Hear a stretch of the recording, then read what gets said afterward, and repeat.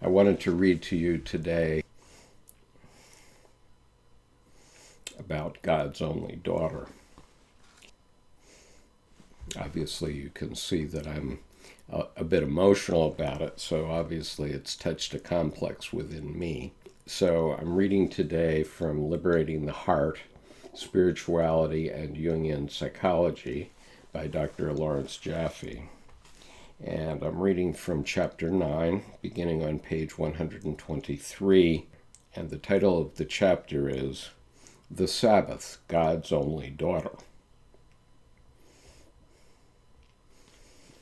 There are two quotes before the beginning of the chapter. Busy, busy, busy. That's a popular saying. The second quote is, nobody has time anymore to look at a flower. That quote comes from Georgia O'Keeffe. Late in his life, Dr. Jaffe did not profess any creed, but he spoke from all creeds. And in this book, he very frequently speaks from a Christian perspective. But in this section, he's primarily referring to the Old Testament. And the title is The Jew's Great Contribution. If, as I once read in a statistic book of all places, the world of reality is a world of limitations, the inner world would be, by contrast, a world of absolutes. We need absolutes to live fully. For instance, we need to know that in a certain sense, each one of us is of infinite value. The Israelites were the first to worship a God who loved them to excess. To God, they were special, a holy people that he bound to himself in a covenant. Jung writes, quote, Yahweh compelled a personal relationship between himself and man, who could not help but feel personally called by him. That was the essential difference between Yahweh and the all-ruling father Zeus. I've always said it Zeus, but I think others pronounce it Zeus. So that was the essential difference between Yahweh and the all-ruling father Zeus, who in a benevolent and somewhat detached manner allowed the economy of the universe to roll along on its accustomed courses and punished only those who were disorderly. He did not moralize, but ruled purely instinctively. He did not demand anything more from human beings than the sacrifices due to him. He did not want to do anything with human beings because he had no plans for them. Father Zeus is certainly a figure, but not a personality. Yahweh, on the other hand, was interested in man. Human beings were a matter of first-rate importance to him. He needed them as they needed him, urgently and personally. Against mankind as a whole, Zeus had no objections, but then they did not interest him all that much. Yahweh, however, could get inordinately excited about man as a species and men as individuals if they did not behave as he desired or expected.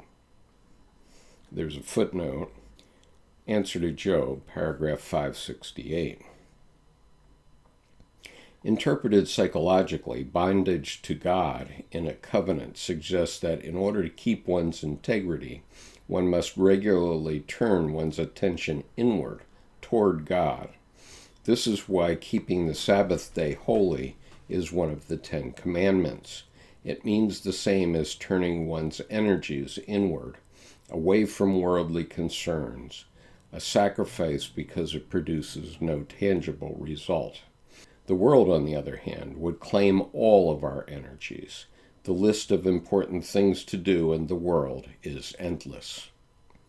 The Sabbath as release from this world. The 11th chapter of Matthew opens with what could be construed as Jesus evaluating the success of his ministry. First, John the Baptist questions Jesus' authority. Then Jesus berates his contemporaries for the resistance to the gospel. Next in the scriptural narrative, Christ appears to rediscover his proper connection to the self, God, with the words, "Yea, Father, for such was thy gracious will." And these quotes are from Matthew 11:26 and Matthew 11:28-30. Then, having recovered his equilibrium, he preaches a relationship to the self in which the ego is humble and submissive, not inflated with power drives, and lust for gain from which even Jesus, partaking of our human nature, was not immune. He invites us, quote, "Come to me, all who labor and are heavy laden, and I will give you rest.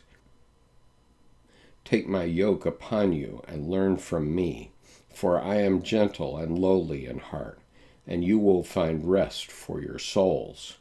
For my yoke is easy and my burden is light." That's the quote from Matthew 11:28-30.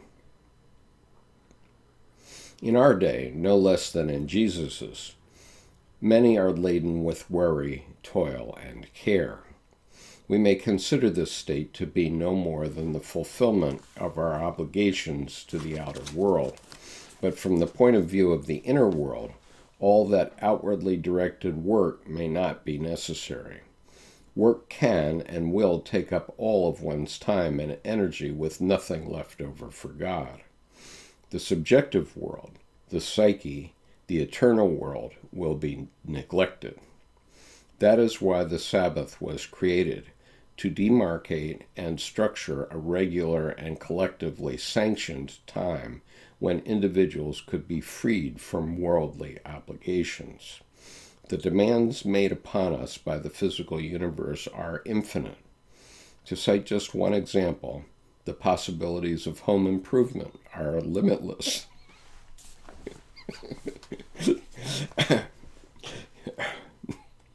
Cooking and cleaning and washing and shopping and gardening and childcare and car care and care of clothing and record keeping and errand running. The list is endless.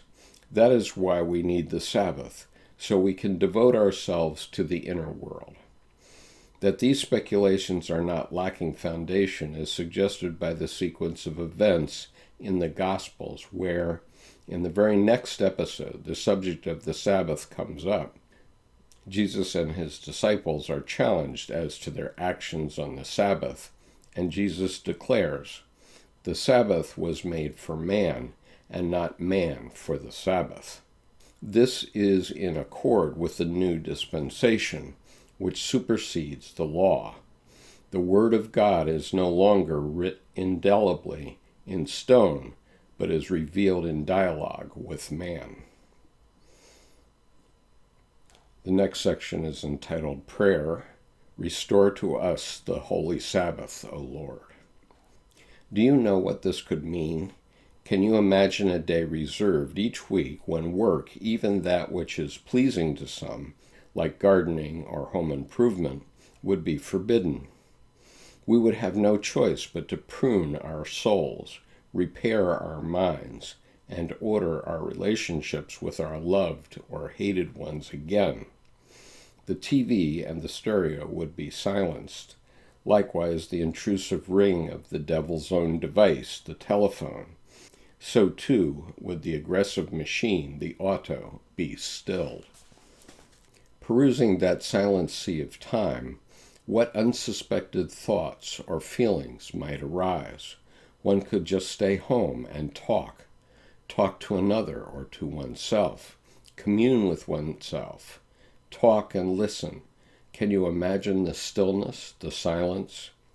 Silent the motorcycles, the lawnmowers, and the leaf blowers. The buzz of the chainsaws, too. A kind of Christmas once a week, a night holy and still, and a day holy and still. Can you imagine in that silence what healing? Restore to us the Holy Sabbath, O Lord. Next section is entitled, How the Sabbath Imposed Itself on Me. I've had as much trouble as the next person in setting aside a Sabbath, but I noticed that on Friday night an atmosphere of tension frequently prevailed in our home, as if my whole family were expecting something. Satisfaction of our needs is the way I put it to myself. It was as if we had worked hard all week and expected a reward.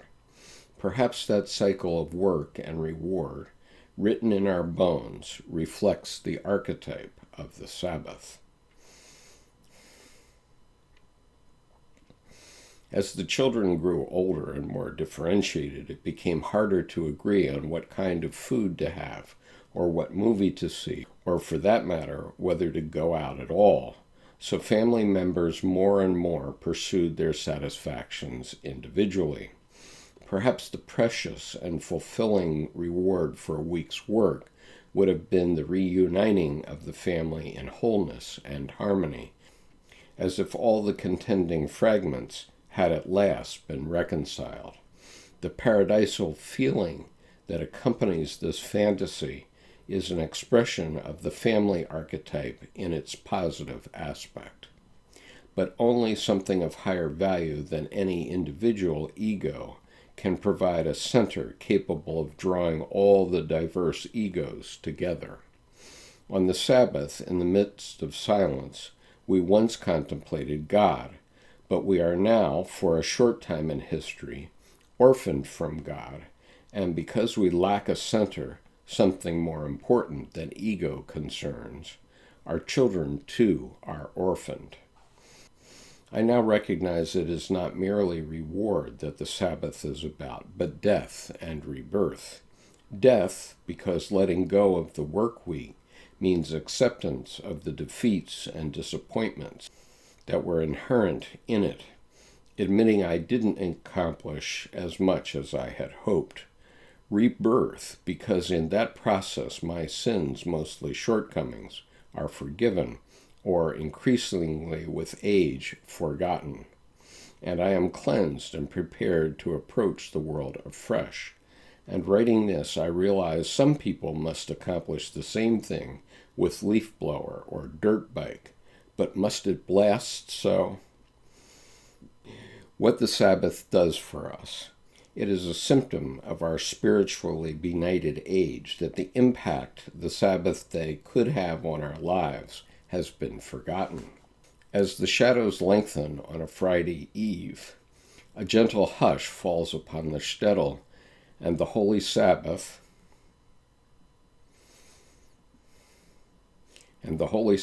as a bride prepares to make her entrance. Then the cares of this world are dispelled, and a beautiful silence remains to greet her. As Jesus said, "In the world you will have tribulation, but be of good cheer. I have overcome the world."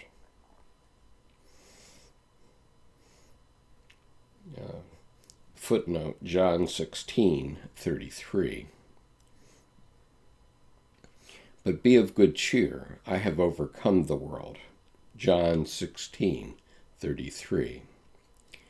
There is no end of troubles in the world, for its limitations are inescapable. The maladjusted person is one who refuses to admit the relativity, complexity, and impersonality of the outer world and imposes upon it the inner world of absolutes in an illegitimate, that is, unadapted fashion. The world of reality is a world in which everything is relative, everything is conditional. It is a realm of parts.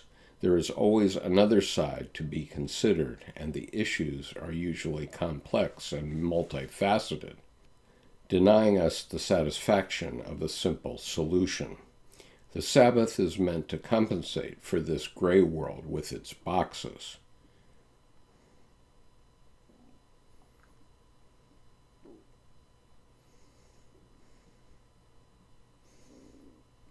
The Sabbath is meant to compensate for this gray world and its boxes by giving us an experience of eternity, a timeless, limitless world. The The Sabbath is God's only daughter. The Sabbath is God's only daughter. Footnote.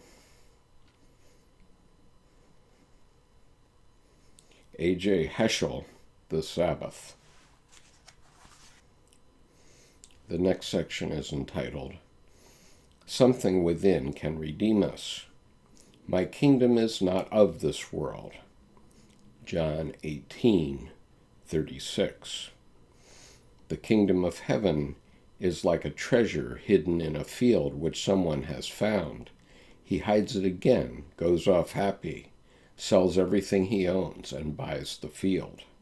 Matthew 13:44. Jung's commentary on these lines is worth quoting at length. The aim of the great religions is expressed in the injunction, not of this world, and this implies the inward movement of libido into the unconscious. Its withdrawal and introversion create in the unconscious a concentration of libido, which is symbolized as the treasure. The soul is a personification of the unconscious, where lies the treasure, the libido which is immersed in introversion and is allegorized as God's kingdom. This amounts to a permanent union with God, a living in his kingdom, in that state where a preponderance of libido lies in the unconscious and determines conscious life. The libido concentrated in the unconscious was formerly invested in objects, and this made the world seem all-powerful. God was then outside, but now he works from within as the hidden treasure conceived as God's kingdom. Footnote, that's from Psychological Types, Collected Works, Volume 6, paragraphs 423 and 424. Jung's message may be summarized in the words, man has a soul, and there is a treasure buried in the field. The field is an individual's subjective experience. In our time, it is thought to be of little value. The treasure is God, the highest value. Another way to say it is that if we live our life true to our inner experience, fully, sincerely, and devotedly, as Jesus did, we will find redemption. Psychologically speaking, we will be more complete, that is, individuated. Everything we need is to be found within us. This is a truth that is hard to hold on to, partly because in the world's most extroverted society, America, we are constantly being assured that what we need lies outside of us, in the shopping center, the church social hall, or the university.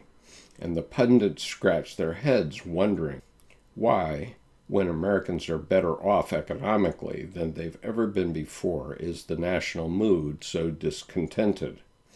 No better answer exists than may be found in Scripture. Quote, man shall not live by bread alone, but by every word that proceeds from the mouth of God. Footnote, Matthew 4:4 and Deuteronomy 8:3. So Dr. Jaffe was a psychoanalyst. He died 15 years ago, but the next section is called Psychotherapy as Sabbath. For some, the weekly psychotherapy hour now serves as a kind of Sabbath. At that appointed day and time, the patient's thoughts turn inward as he or she pauses and asks, who am I that all this should be happening to me? This question reflects the religious attitude, which considers carefully one's experience and takes the subject of the experience oneself into full account. As a psychotherapist, I feel I perform no more important function than to hold the psychotherapeutic hour sacred, thereby affirming the dignity and the worth of the inner world. I have it as a rule that unless I receive 24 hours notice, patients are charged for the hour whether or not they make use of it. The apparent harshness of the rule is to help keep the psychotherapeutic hour inviolable. The demands of the inner world are easily set aside because the unconscious speaks at first in whispers. The penalty for violating the Sabbath in biblical times was death. The penalty was severe not only because of the weight given that commandment by our fathers, but because of the ease with which worldly matters take precedence over matters of the soul. Cancellations are infrequent in my practice, but this week I had 2. I spoke to both patients briefly on the phone. The young man said his long-awaited motorcycle was ready and he was anxious to pick it up. The young woman explained she had to take her mother to the hospital, and besides she had to work. For both patients, it was their first cancellation. When I next see them, I will bring up the subject, and in discussing it, I think they will realize that there is at least one person in the world, their therapist, who believes that what goes on inside of them, their psyche, is as important as their outer affairs. I find I influence my patients to take their inner world more seriously because I take it seriously, not only in my words, but in my life. So when I have such a rule as this, and when in addition I start my sessions on time and finish on time, my actions bear witness to my belief in the sanctity of the psychotherapeutic hour. Some of my fellow therapists think that it expresses a healthy liberality of mind to say, extend the psychotherapy hour when the patient is late, or to make last-minute changes in scheduling to accommodate patient or therapist. But the message that comes across unconsciously, I think, is that the therapy hour must give way to worldly considerations. That is, Caesar's world is more important than God's. And when patients consider cutting down the frequency of their appointments or terminating altogether, therapists are often loath to oppose their will, thinking they have no right to try to keep the patient in therapy. There are times, however, when patients need encouragement to set aside a regular time to attend to that depreciated and neglected part of themselves. The least of these is my brethren, that is so deserving of respect and consideration. By contrast, the extroverted attitude is focused on the goal, an attitude which, while perfectly appropriate in its own domain, is not appropriate to the inner world, circumambulating, accepting, waiting, ripening. Let us not emulate the ancient Romans who, when they first encountered the Hebrews, ascribed their observance of a day of rest to indolence. It reflects not indolence, but a consciousness which recognizes the existence and importance of an inner world. And as in the outer world, attention and devotion to the inner world is likely to be rewarded, one such reward being enhanced self-esteem. In this dark age of the soul, the West has forgotten how to look at things with the inner eye. Not only has Jung called this one-sidedness to our attention, others have done the same, but he has revisioned the subjective aspect of life, for that is what we are missing, in psychological terms which are more acceptable to our reason. As it is written, "For this commandment which I command thee this day, it is not hidden from thee, neither is it far off. It is not in heaven, neither is it beyond the sea. But the word is very near unto thee, in thy mouth and in thy heart, that thou mayest do it." Deuteronomy 30:11-14. In other words, observance of the Sabbath or engagement in an equivalent activity, such as psychotherapy, which honors the inner world, may provide us with access to it. Therefore, as it is written, choose life that both thou and thy seed may live. Deuteronomy 30:19.